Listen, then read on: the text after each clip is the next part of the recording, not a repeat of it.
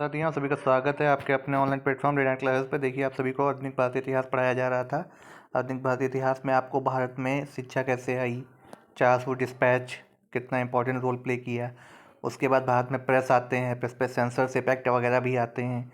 तो पहले प्रेस आते हैं, पहला समाचार पत्र कौन था, ये सब आपको बताया जा चुके हैं। अब उसी के क्रम में आपको आगे वाले वीडियो में हम बताने जा रहे हैं कि क्रांति से पूर्व, क्योंकि अब हम देखिए, अब बंगाल गजट वगैरह सब छप गए थे, तो कालांतर वगैरह कई सारे पेपर आ गए थे। तो अब इसके बाद जो है भारत में कहीं ना कहीं एक क्रांति जो होनी थी, उससे पहले का जो अवधारणा थी वो आपको बताएंगे। देखिए, आने वाले सभी एग्ज़ाम्स के लिए इम्पोर्टेंट है। CUET के बच्चों को बताया जा चुका है, उनको नोट्स मिलेंगे और जल्द ही वो आपको प्रोवाइड भी हो जाएंगे। पूरी कोशिश है। और जिनको भी फ्री PDF चाहिए, टेलीग्राम चैनल ज्वाइन करें, साथ ही साथ इस नंबर पे कांटेक्ट कर लें।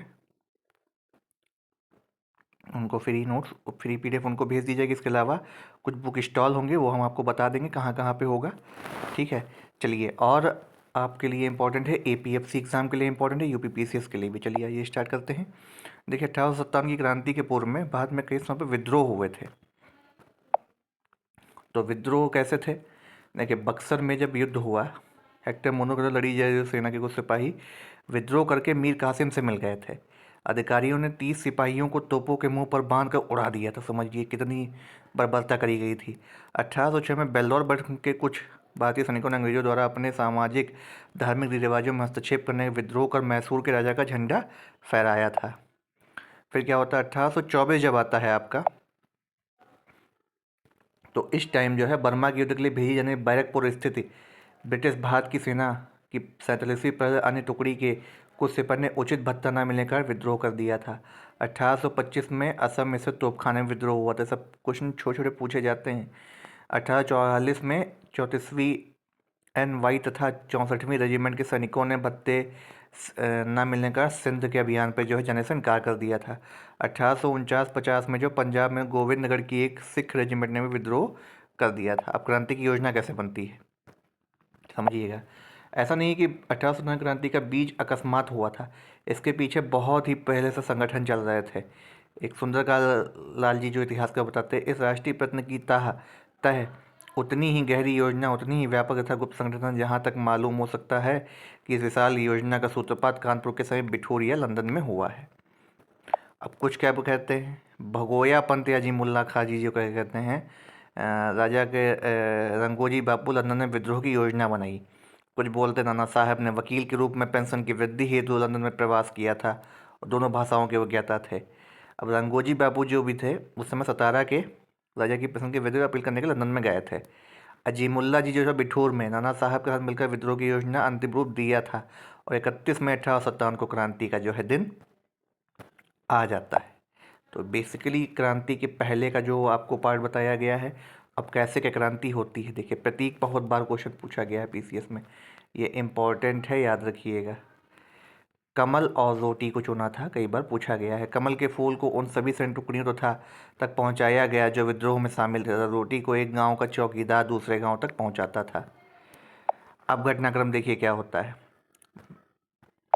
मसीकट यानी ब्राउन बैस की जगह दिसंबर 1856 में के अंत भारत में इनफील्ड राइफलें आई थीं और राइफलों को बैरकपुर, दमदम और मेरठ, ये मेरठ बहुत इंपॉर्टेंट किला था वहाँ पे बहुत ज़्यादा गाय की चर्बी से युक्त कारतूसों का प्रयोग किया जाता था, जिसमें गाय और सूअर की चर्बी लगी होती थी। इन कारतूसों के ऊपरी भाग को मुंह से काटना पड़ता था। आपने देखा होगा कई पुरानी मूवीज़ में कैसे करते थे फायर। तो 23 जनवरी 1857 को दमदम सैनिकों तथा 26 फरवरी 1857 को बहरामपुर के सैनिकों चर्बी लगे कारतूसों का प्रयोग को अस्वीकार कर दिया था। ये एक बहुत बड़ा कारण था। कारण आपको पूछेगा या लिखने को आएगा तो ऐसे लिखना पड़ेगा आपको। फिर क्या होता है, चर्बी युक्त कारतूसों के प्रयोग के विरुद्ध पहली घटना 29 मार्च 1857 को बैरकपुर की छावनी में घटी, जहाँ 34वीं NI रेजिमेंट के मंगल पांडे, बहुत इंपॉर्टेंट है हमारे देश के जो थे, मंगल पांडे जी नामक एक सिपाही ने चर्बी लगे कारतूस के प्रयोग से इनकार करते हुए अपने अधिकारी लेफ्टिनेंट जनरल हुसन को गोली मार कर तथा लेफ्टिनेंट बाग को भी तलवार के एक ही वार से हत्या कर दी। इस समय बैरकपुर में लेफ्टिनेंट सर जॉन वेनेट और हैरिस कमांडिंग ऑफिसर थे। मंगल पांडे को चर्बी लगा कारतूसों के बारे में पहले जानकारी माता दीन ने दी थी। मंगल पांडे जो कहाँ के थे, गाजीपुर अब बलिया में है, वहाँ के रहने वाले थे और बंगाल स्थित बैरकपुर छावनी के इन्फेंट्री के जवान थे। 9 अप्रैल 1857 को सैनिक अदालत के निर्णय के बाद मंगल पांडे को फांसी की सजा दी गई थी। अप्रैल 1857 को तीसरी देसी घुड़सवार सेना के 90 लोगों ने चर्बित कारतूसों से इनकार कर दिया। उनमें से 85 को 9 मई को बर्खास्त कर 10-10 साल की सजा दी गई। तो पहले फांसी पे चढ़ने वाले कौन थे? मंगल पांडे। इसी घटना के साथ मेरठ में तैनात सैनिक सिपाहियों में से आम विद्रोह भड़क उठा था। अब 1857 का तत्कालिक कारण चर्बी युक्त लगे कारतूस धर्म में हस्तक्षेप का पहला कारण आ चुका था। इन कारतूसों के प्रयोग के खिलाफ सैनिकों ने विद्रोह, लेकिन इस विद्रोह का प्रमुख एवं स्थायी कारण ब्रिटिश साम्राज्य की नीतियां भी थीं। अब प्रसार कैसे होता है? जब 10 मई 1857 को मेरठ से छावनी एनआई तथा एलसी पैदल जो टुकड़ियां होती थीं चर्बीला कारतूसों का इनकार करने से छावनियों में सबसे बड़ी छावनी थी। अब देखते देखते ये विद्रोह जितने भी विद्रोही थे अपने उच्चाधिकारियों की हत्या कर दिल्ली की ओर रवाना हो गए। 11 मई 1857 को विद्रोहियों ने दिल्ली पर अधिकार कर लिया और मुगल बादशाह बहादुर शाह द्वितीय को पुनः भारत का सम्राट और विद्रोह का नेता घोषित कर दिया। अंतिम मुगल सम्राट थे, ये भी याद रखिएगा। इन्हें रंगून में बाद में निर्वासन कर दिया गया था। विद्रोहियों के आक्रमण के समय दिल्ली के शास्त्रा नगर का प्रमुख लेफ्टिनेंट विलोबी ने विद्रोहियों का प्रतिरोध किया, परंतु वह पराजित हो गया। अब कानपुर में देखिए क्या होता है। दिल्ली तो उन्होंने जीत लिया, कानपुर में क्या होता है? कानपुर में 5 जून 1857 को विद्रोह की शुरुआत हुई। यहाँ पर पेशवा बाजीराव द्वितीय के दत्तक पुत्र थे नाना साहिब धोंदू पंत, जिन्हें बोला जाता था नाना साहिब। पेशवा बाजीराव सेकंड के पुत्र थे, ने विद्रोह को नेतृत्व प्रदान किया। कानपुर में पूछा जाता है कौन था? ये थे। और सहायता में कौन थे? टट्टा टोपे थे। और सलाहकार कौन थे? अजीमुल्ला खां। तीनों नाम याद रखिए, तीनों लोग पूछे भी जाते हैं।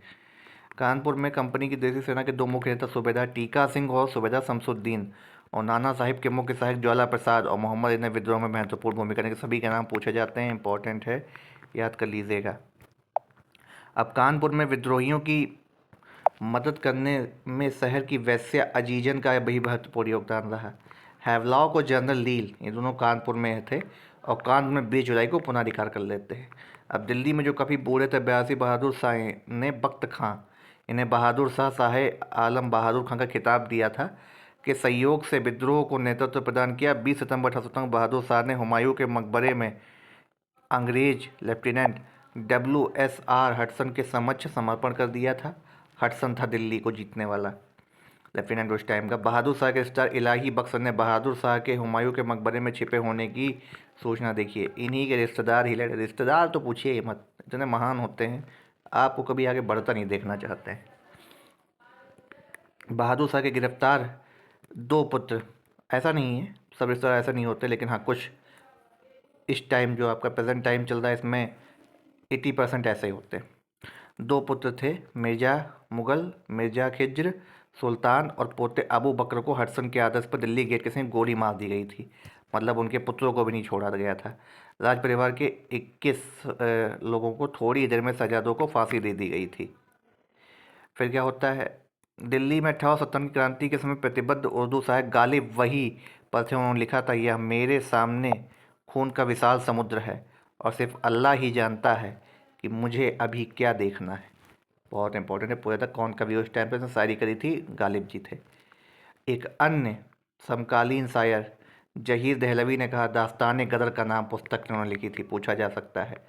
बहादुर शाह को शेष जीवन पत्नी जीनत महल के साथ रंगून में निर्वासित कर होकर बिताना पड़ा था।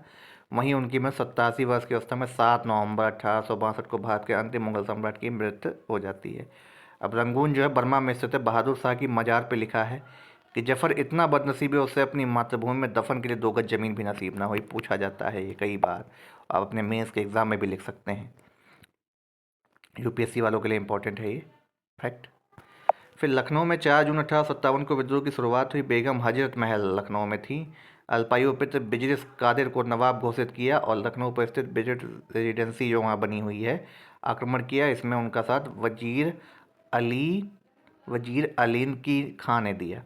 बेगम हजरत महल को उनके शौहर नवाब वाजिद अली शाह ने महक परी के नाम से संबोधित भी किया था। वाजिद अली शाह की वाइफ थी ये। लखनऊ के बाद बेगम हजरत महल ने मौलवी अहमदुल्ला के साथ शाहजहांपुर में विद्रोह का नेतृत्व किया। 2 जगह इन्होंने किया था, शाहजहांपुर और वहाँ। शाहजहांपुर कौन थे? मौलवी अहमदुल्ला। यहीं वे शीघ्र पराजित हो गई और भागकर नेपाल चली गई और उनकी किसी को नहीं पता कब उनकी डेथ हो गई, गुमनाम मौत कही जाती है। मार्च 1858 कैम्पबेल ने यहाँ विद्रोह का दमन कर लखनऊ में कैंपबेल थे। लख का के बाद का के पहले क्या आता है? खा, तो खा से कैंपबेल याद रखिएगा।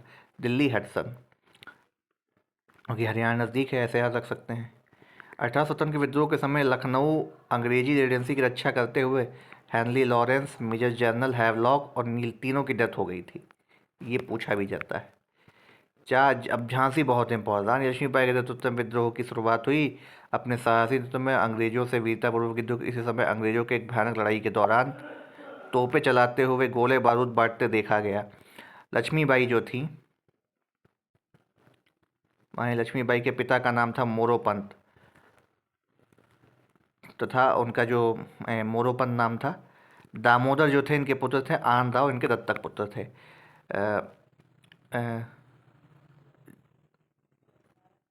हाँ, झलकारी बाई जो लक्ष्मीबाई की नियमित सेना में महिला शाखा दुर्गा दल की सेनापति थी। ग्वालियर के राजा सिंधिया जहाँ शासक थे, समर्थक थे, वहीं यहाँ की सेना तथा टोपे के प्रयास से विद्रोहियों के साथ मिल गई और अंग्रेजों के साथ जो हीरोज थे लड़ते हुई लक्ष्मीबाई जी जो हैं 17 जून 1858 को शहीद हो जाती हैं। लक्ष्मीबाई के मृत्यु पर जनरल हीरोज ने कहा था, भारतीय क्रांतिकारियों में यहाँ सोई हुई औरत अकेली मर्द थी। बहुत तहस नहस इन्होंने कर दिया था। इतिहासकार स्मिथ ने लक्ष्मीबाई को आधुनिक स्वतंत्रता संग्राम में नेताओं में सबसे योग्य नेता माना था। तात्या टोपे जिनका वास्तविक नाम था रामचंद्र पांडुरंग, ये पूछा जाता है। बचपन में इन्हें रघुनाथ पंत भी कहा जाता था। अब ग्वालियर में पतन के बाद अप्रैल 1864 में नेपाल चले गए।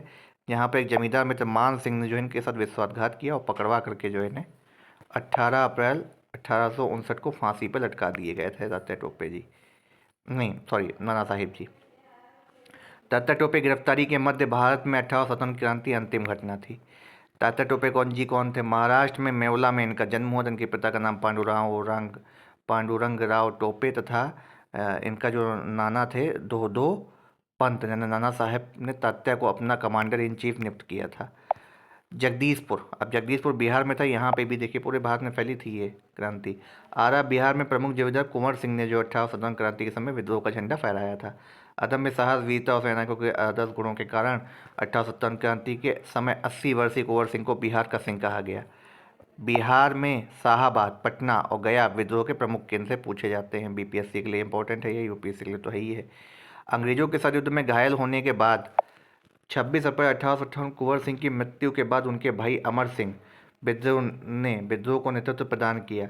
लेकिन विलियम टेलर और बेंसट आयर ने यहाँ कहाँ पे यह बात हो रही है आपकी? कुंवर सिंह बिहार में। विलियम टेलर और बेंसट आयर ने 1858 विद्रोह का दमन कर दिया। अब फैजाबाद की जो क्रांति थी मौलवी अहमदुल्ला ने वहाँ पे किया था। आमतौर पर इन्हें डंका सा या ढोल वाले मौलवी के रूप में जाना जाता था। तो अहमदुल्ला की जो गतिविधियाँ थी इनसे इतने चिंतित थे कि उन्हें पकड़ने के लिए 50,000 रुपये का इनाम भी घोषित किया था। और 5 जून 1858 को रोहिलखंड की सीमा पे पुआ नामक रियासत में राजा जगन्नाथ सिंह के धोखे के कारण ये जो है इनकी मारकर जो है हत्या कर दी गई थी। अब कैंपबेल क्या थे? अब देखिए, इनकी हत्या कर दी गई थी। कैंपबेल के नेतृत्व में यह विद्रोह कुचला गया। तो कैंपबेल ने मौलवी को 2 बार पराजित किया था। अहमदुल्ला के बारे में भी यही कहा, सर्वोत्तम सैनिक थे। अब इलाहाबाद में कौन थे? इलाहाबाद में लियाकत अली थे। 7 जून जनरल नील ने जो है दबाया था। और कैनिंग 1857 के विद्रोह के समय इलाहाबाद को आपातकालीन मुख्यालय उन्होंने बना लिया था।